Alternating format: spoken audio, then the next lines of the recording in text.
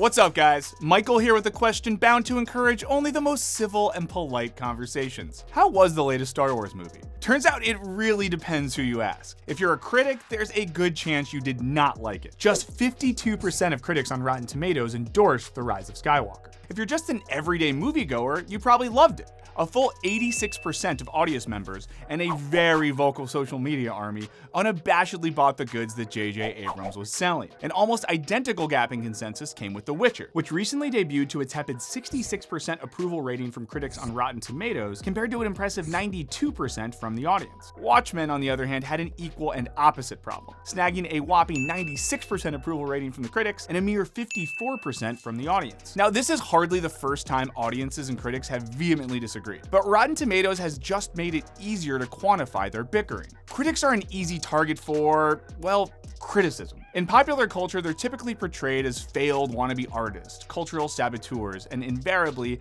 major snobs and berets. But while we might get cranky about them not loving the latest Star Wars, they have exerted an undeniably profound impact on the film industry. Some critics, and their thumbs, have even become celebrities in their own right. Thumbs up. But judging from recent controversies, they may not be able to reliably help you figure out what to binge on Netflix and what you should confidently skip. That's one super cool emoji. I know. And in a world where critics and fans are regularly at odds, we thought it'd be worth asking, do film critics even matter? Let's find out in this Wisecrack edition on film critics. Are they useless? Before we can judge the usefulness of the critic, we need to figure out their purpose in the first place. In theory, film critics help us separate the cinematic cream from the emoji movie crop. But ironically, in its earliest days, cinema wasn't even considered worthy of criticism in the first place. Paying someone to review a film would be like paying someone to review this Bill Murray gif, which incidentally is a job we'd gladly take.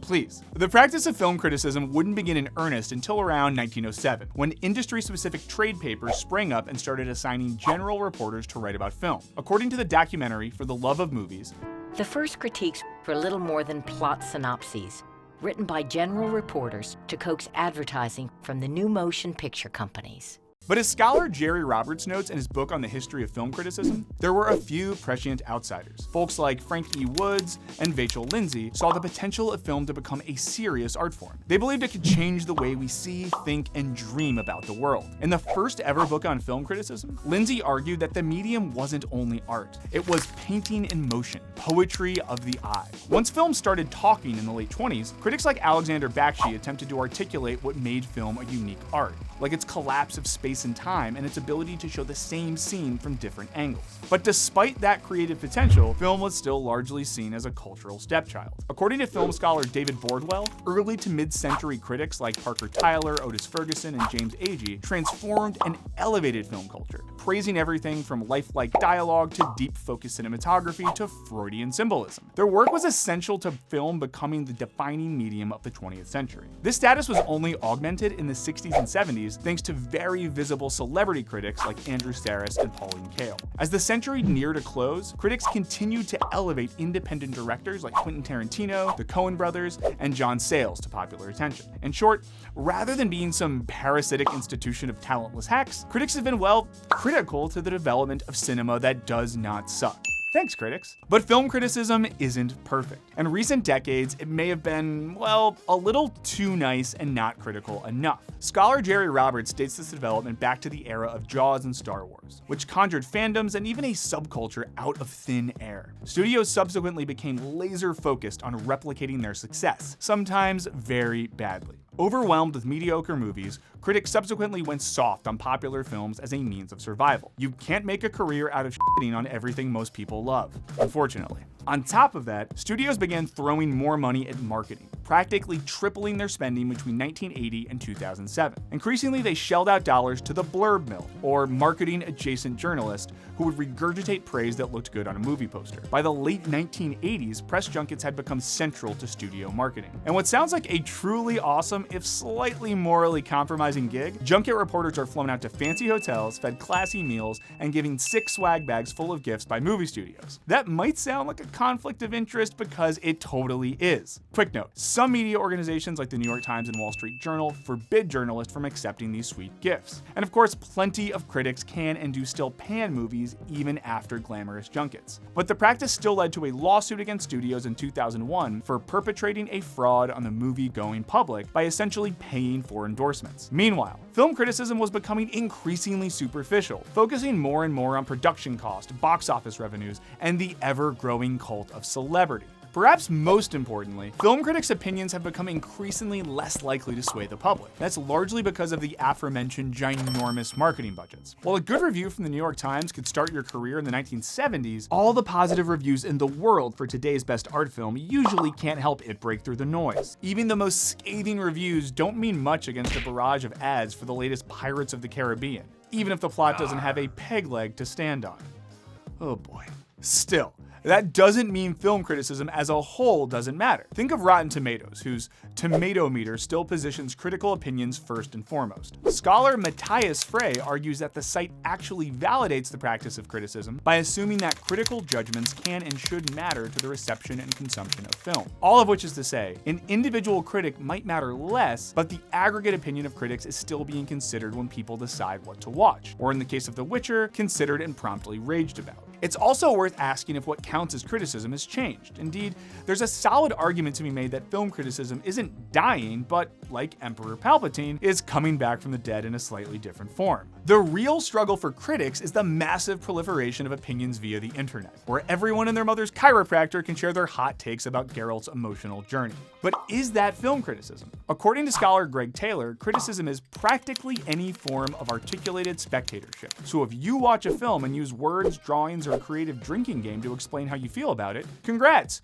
You're doing a criticism. So you know where this is going. Am I, Michael, a film critic? Technically, this channel is all about me and my absolute best friends articulating our spectatorship. But when you decide you hate this video and leave an angry comment that I'll read during a midnight burst of crippling self-doubt, you also become a critic. So in short, if you hate film critics, you hate me, and you also probably hate yourself. No, that's not how we saw this video going either, but here we are. Some critics, understandably, bemoan the replacement of their thoughtful prose with Karen's flippant Facebook comments. But Taylor doesn't see the rise of populist film criticism as a bad thing at all. He argues that this cultural noise has always existed. It just now can be memorialized in YouTube comments that only occasionally suggest I should punch myself in the face. According to Taylor, this online discourse matters, as it reveals truths both about art and about ourselves as we grapple with our complex emotional and psychological reactions to said art. In sum, while film criticism has irrevocably changed, it has not become irrelevant. If anything, we crowdsource more than ever before, even when it means risking spoilers about Hooded Justice's true identity. Now, let's return to our central question. Why do Rotten Tomatoes certified critics sometimes hate the very things you love? And why weren't they thoroughly charmed by this clumsy bard? We think the answer is actually pretty simple. Taylor suggests comparing film criticism to food criticism. There's no one way to watch a film, just as there's no one way to chow down on a juicy piece of steak. And the way you do probably depends on how hungry you are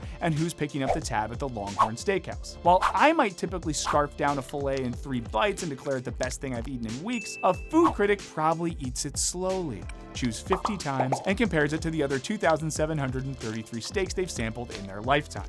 Nobody is wrong, perspectives are just different. So when critics see Geralt, a silent, brooding loner, they also see every silent, brooding loner character of the past 5 years, and there are a lot. Can we blame them for getting a little bit bored? So if film critics do become jaded, it's not hard to see why. They're required to watch every single bad film that gets made, including the 2018 adaptation of Robin Hood you blissfully ignored. On the other hand, critics also see just about every good film. So their perspective is naturally going to differ from somebody who heads to the movies once a month, genuinely hoping to have a fun time. What might be cliche and unoriginal to a critic who has seen every heist film might be exhilarating to someone who can't predict what's going to happen next. Again, neither person is more or less right, they just have different perspectives. All of which is to say, there's more than one legal way to watch a movie, particularly if you live in California, Colorado, or Nevada. Still, the ongoing tension between highbrow and lowbrow has long plagued critics. As scholar Nick James argues, critics exist in a perpetual dichotomy between being seen as an authority with special expertise and wanting to be a legitimizing part of the community. That is, we don't want our critics to be snooty film jerks, but we don't want to listen to someone who thinks the Coen brothers run that glasses store.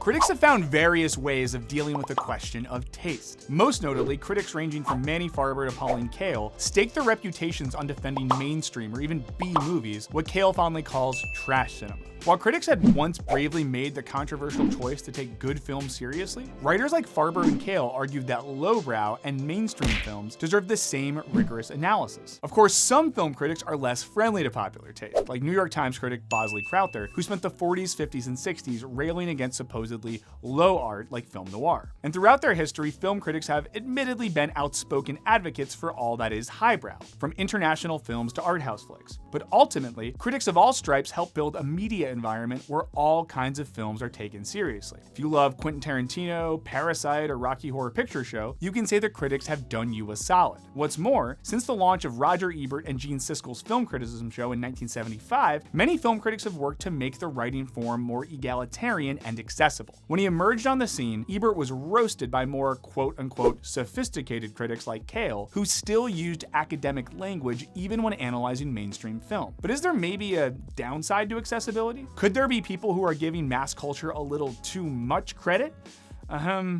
This? While Taylor sees value in critics and audiences making the defiant choice to embrace middlebrow and even lowbrow culture, he wonders if, in doing so, we are actually giving the culture industry too much credit. That is, Taylor asks, should we be content to parse every detail of the Marvel universe, or should we be demanding more? Don't freak out, we're just asking the question. A question which may or may not dunk on everything we do. Taylor argues that, in privileging the marginal or derided, and claiming formal or symbolic intricacy where none exists, we prove again and again that we are more inventive and more profound than the guardians of the culture industry. All of which is to say, are you a whole lot smarter than the movies you're watching? Now, if I can take a second to get over the fact that I feel very specifically and personally targeted by Taylor, it does get to an issue we've thought about a lot. When certain films enter the zeitgeist, we do our best to genuinely uncover meaning in them, even if it feels like not a lot of thought was put into the making of Sausage Party. Still, sometimes when we find ourselves lying awake at night trying to uncover the relationship between Gilles Deleuze and Transformers, we have to stop and wonder if, as Taylor argues, we're simply giving the culture industry too much credit. Is it possible that when film criticism becomes as creative and rigorous an enterprise as it is today, the viewers and reviewers become the real creatives? And are we sometimes taxing ourselves searching for meaning where none exist? Perhaps. So at the end of the day, film criticism was definitely necessary for the development of cinema. Also, thoughtful film critics are probably the only reason you're watching this video right now. While film criticism has changed and become more democratic, it still relies on people sharing their opinions and arguing about whether or not Cats is a surrealist masterpiece or a Nightmare Before Christmas for furries. Critics are dead. Long live film criticism. But what do you guys think? Is a New York Times critic more, less, or exactly as right as you? And does it even matter? And hey, no sponsors. Look at us, who would have thought? But as you know, I can't part ways without at least trying to get you to check out some other cool stuff we do. So I present to you Wisecrack. It's the YouTube home of Wisecrack podcasts like Show Me the Meaning, our movie podcast, Culture Binge, where we meticulously unpack the zeitgeist, The Squanch, our Rick and Morty podcast, and so much more. So check it out. The link is in the description. Give it a subscribe. Leave us nice comments so we can sleep at night. Thanks for watching. Peace.